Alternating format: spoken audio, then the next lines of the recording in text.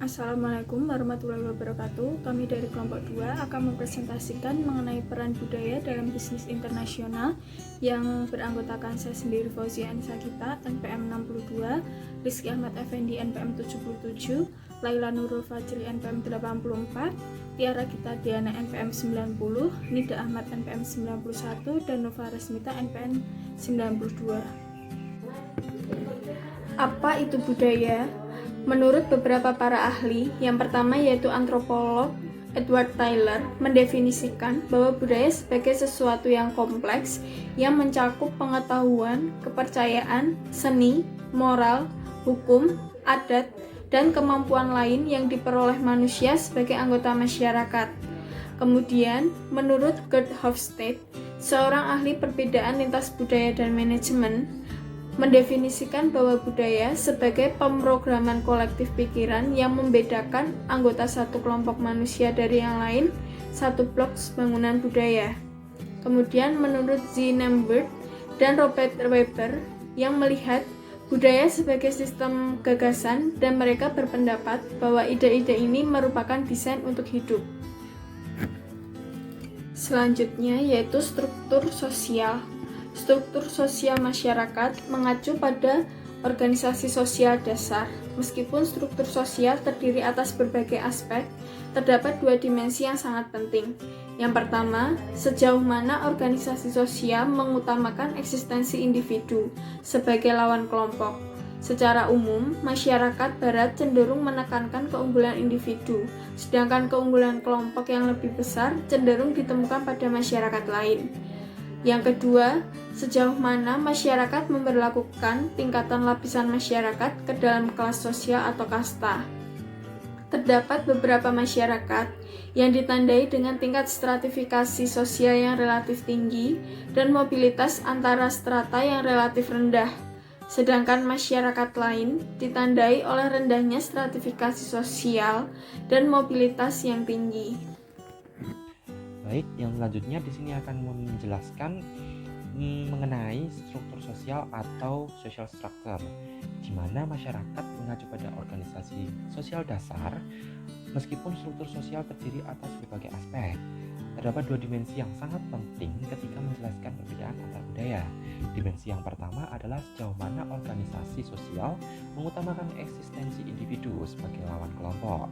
Secara umum, masyarakat barat cenderung menekankan keunggulan individu, sedangkan keunggulan kelompok yang lebih besar cenderung diutamakan atau ditemukan pada masyarakat lain.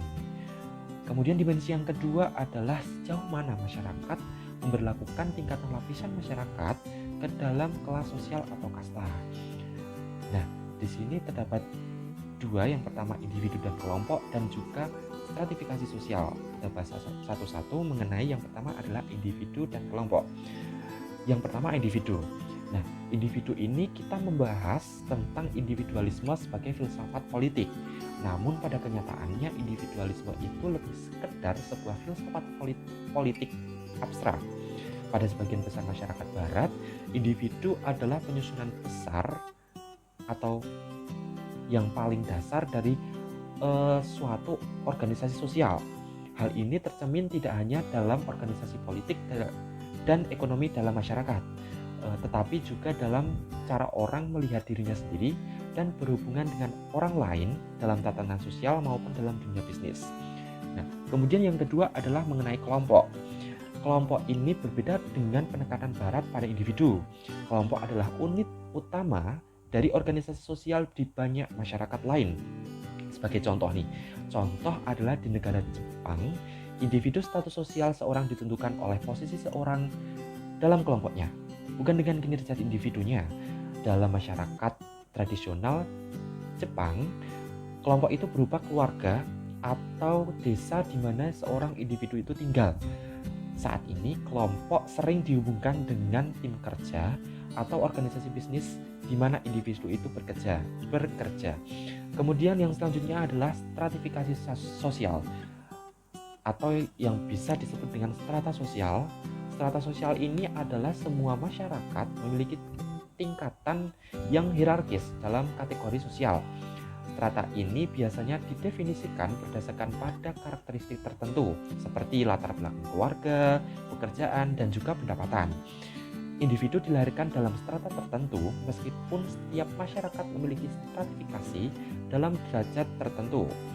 Stratifikasi memiliki masyarakat dalam dua hal. Hal yang pertama adalah perbedaan yang berkaitan dengan tingkat mobilitas antar strata sosial. Kemudian yang kedua adalah mengenai perbedaan yang berhubungan dengan pentingnya tingkat strata sosial dan konteks bisnis.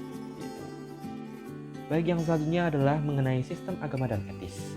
Agama dapat didefinisikan sebagai suatu sistem kepercayaan dan ritual yang diakui bersama yang berkaitan dengan sesuatu yang dianggap suci. Nah, sistem etis mengacu pada seperangkat prinsip moral atau nilai-nilai yang digunakan untuk memandu dan membentuk perilaku seseorang. Sebagian besar sistem etis di dunia adalah produk dari agama. Dengan demikian, kita dapat berbicara tentang etika Kristen dan juga etika dalam Islam. Kemudian yang selanjutnya adalah sistem agama dan etis. Agama sendiri dapat didefinisikan sebagai suatu sistem kepercayaan dan ritual yang diakui bersama yang berkaitan dengan sesuatu yang dianggap suci. Sedangkan sistem etis mengacu pada seperangkat prinsip moral atau nilai-nilai yang digunakan untuk memandu dan membentuk perilaku seseorang. Yang pertama adalah kekristenan. Pada 1904, seorang sosiologi Jerman, Max Weber, membuat hubungan antara etika Protestan dan semangat kapitalisme, yang kemudian dengan cepat menjadi terkenal. Weber mencatat bahwa kapitalisme muncul di Eropa Barat, di mana pemimpin bisnis dan pemilik modal, serta tingkatan tenaga kerja terampil yang lebih tinggi, dan juga personel yang terlatih secara teknis dan komersial dari perusahaan modern. Kemudian yang kedua adalah Islam.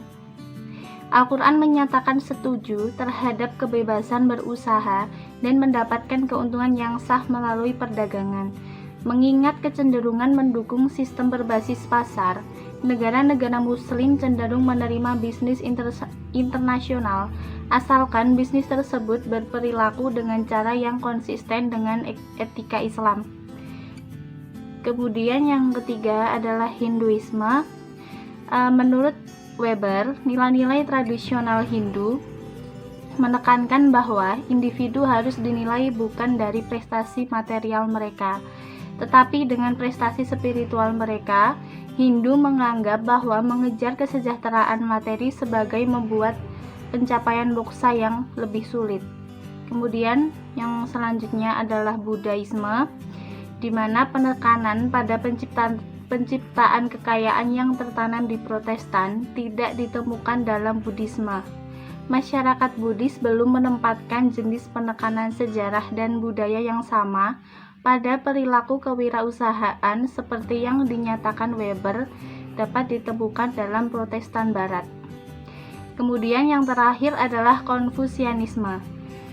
Dalam pemikiran Konfusianisme, loyalitas seseorang kepada atasan dianggap sebagai suatu tugas sakral, kewajiban yang mutlak. Dalam organisasi modern, berdasarkan pada budaya Konfusianisme, loyalitas yang mengikat karyawan dengan pimpinan organisasi mereka dapat mengurangi konflik antara manajemen dan karyawan yang kita temukan dalam masyarakat yang lebih memiliki kesadaran kelas. Kemudian yang selanjutnya adalah McDonald's dan budaya Hindu. Dalam banyak hal, perusahaan McDonald's telah menulis buku tentang ekspansi global. Setiap hari, rata-rata di suatu tempat di seluruh dunia, McDonald's membuka 42 restoran baru. Perusahaan ini memiliki sekitar 31 restoran di lebih dari 119 negara yang secara kolektif hampir melayani 58 juta pelanggan setiap hari. Salah satu tambahan terbaru ke daftar negara penghasil emas bagi McDonald's adalah India, di mana McDonald's mulai membangun restorannya pada tahun 1990-an. India menawarkan tantangan unik bagi McDonald's. Selama ribuan tahun, budaya Hindu India menghormati sapi, di mana sapi merupakan ibu suci yang menopang semua manusia dan karena itu tidak boleh untuk dimakan. McDonald's adalah pengguna terbesar daging sapi di dunia. Sejak didirikan pada 1955, terhitung banyaknya hewan telah mati untuk membuat Big Macs. Salah satu hal yang sangat berbeda di berbagai negara adalah bahasa. Yang dimaksud dengan bahasa berarti sarana komunikasi yang berbentuk verbal ataupun non-verbal. Bahasa adalah salah satu karakteristik yang mendefinisikan budaya. Terdapat dua jenis bahasa. Yang pertama yaitu bahasa verbal. Bahasa verbal adalah komunikasi yang berbentuk lisan ataupun tulisan. Contohnya adalah penggunaan kata-kata. Fungsi bahasa tidak lebih dari sekedar untuk memungkinkan orang berkomunikasi satu sama lainnya. Sifat bahasa juga mempengaruhi cara kita memandang dunia. Bahasa juga dapat membantu mendefinisikan budaya. Negara-negara dengan lebih dari satu bahasa sering memiliki lebih dari satu kebudayaan. Yang kedua yaitu bahasa tidak terucap. Bahasa tidak terucap atau non-verbal adalah metode berkomunikasi tanpa menggunakan kata-kata, melainkan tindakan. Kita semua saling berkomunikasi dengan isyarat non-verbal. Kenaikan alis misalnya adalah tanda pengakuan dalam kebanyakan budaya, sementara senyum adalah tanda sukacita. Bagaimanapun juga, banyak isyarat non-verbal yang terikat secara kultural. Kegagalan untuk memahami isyarat non-verbal dari budaya lain dapat menyebabkan kegagalan komunikasi.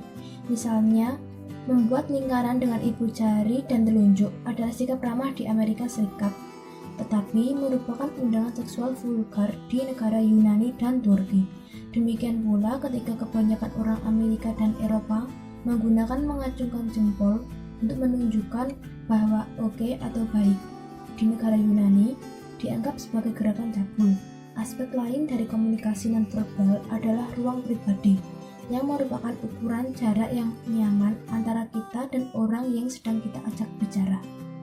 Selanjutnya adalah pendidikan. Pendidikan formal memainkan peran penting dalam masyarakat. Pendidikan formal adalah media melalui mana individu belajar banyak bahasa, konsep, dan keterampilan matematika yang sangat diperlukan dalam masyarakat modern. Pendidikan formal juga menggantikan peran keluarga dan menyosialisasikan nilai-nilai dan norma-norma masyarakat ke dalam diri anak muda. Nilai-nilai dan norma-norma diajarkan baik secara langsung maupun tidak langsung. Sekolah umumnya mengajarkan fakta-fakta tentang sifat sosial dan politik masyarakat. Mereka juga fokus pada kewajiban dasar kewarganegaraan. Norma budaya juga diajarkan langsung. Lalu ada kebudayaan dan tempat kerja. Penting bagi bisnis internasional yang beroperasi di negara yang berbeda untuk mempertimbangkan bagaimana budaya masyarakat mempengaruhi nilai-nilai yang ditemukan di tempat kerja. Proses dan praktik manajemen mungkin bervariasi sesuai dengan nilai-nilai yang berhubungan dengan pekerjaan tersebut secara kultural. Misalnya, jika budaya Amerika Serikat dan Prancis menghasilkan nilai yang berhubungan dengan pekerjaan yang berbeda, sebuah bisnis internasional yang beroperasi di kedua negara harus menyesuaikan proses dan praktik manajemen untuk memperhitungkan perbedaan-perbedaan itu. Yang selanjutnya adalah perubahan budaya. Di sini budaya tidak konstan melainkan berkembang dari waktu ke waktu. Perubahan sistem nilai bisa lambat dan menyakitkan bagi suatu masyarakat. Sebagai contoh, pada tahun 1960, nilai-nilai Amerika terhadap peran perempuan, cinta, seks, dan pernikahan mengalami perubahan yang signifikan. Banyak gejolak sosial saat itu yang mencerminkan perubahan ini. Bagaimanapun juga, perubahan benar-benar terjadi dan berdampak sangat besar.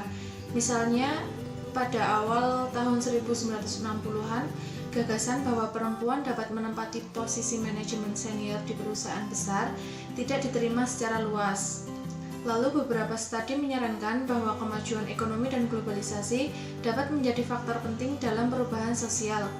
Budaya masyarakat juga bisa berubah karena mereka menjadi kaya, karena kemajuan ekonomi mempengaruhi sejumlah faktor lain yang pada gilirannya mempengaruhi budaya. Misalnya peningkatan urbanisasi dan peningkatan kualitas serta ketersediaan pendidikan yang keduanya merupakan fungsi dan kemajuan ekonomi, dan keduanya dapat menyebabkan penurunan penekanan pada nilai-nilai tradisional yang terkait dengan masyarakat pedesaan yang miskin. Yang selanjutnya adalah implikasi untuk manajer. Pada bab ini kita telah melihat bagaimana budaya masyarakat antar negara di dunia ini dapat berbeda-beda. Budaya mereka bervariasi karena perbedaan besar dalam struktur sosial, agama, bahasa, pendidikan, filsafat ekonomi, dan filsafat politik. Terdapat 3 implikasi penting untuk bisnis internasional dari perbedaan-perbedaan ini. Di sini dapat kita lihat implikasi yang pertama adalah kebutuhan untuk mengembangkan literasi lintas budaya. Terdapat kebutuhan yang tidak hanya menghargai perbedaan budaya yang ada, tetapi juga untuk menghargai bagaimana perbedaan tersebut berarti bagi bisnis internasional. Implikasi yang kedua berpusat pada hubungan antara budaya dengan keunggulan kompetitif nasional. Dan implikasi yang ketiga terlihat pada hubungan antara budaya dengan etika dalam pengambilan keputusan. Sekian presentasi dari kelompok 2. Semoga apa yang kita sampaikan bermanfaat untuk kalian semua. Terima kasih atas segala perhatiannya dan kami mohon maaf jika banyak kekurangannya. Akhir kata, wassalamualaikum warahmatullahi wabarakatuh.